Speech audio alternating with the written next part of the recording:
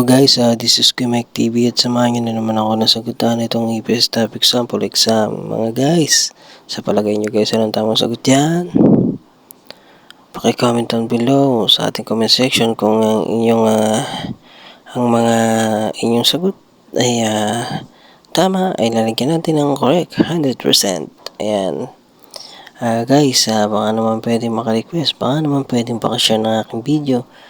At paki-like and follow na rin para naman na kapwa natin na KLT21 na batch 3 na mag-exam mapanood nila to, at nang sa ganun baka lumabas sa wall nila to may idea sila kung ano yung sagot, nang hindi na nila ay isipin pa dahil ito ay may memorize na lang nila. Ayan guys, sana makatulong tong video na to para sa lahat na mag-exam. Ang tamang sagot dyan guys ay number 2. Yan. Number 2 guys, sana makatulong. Kamsahamnida.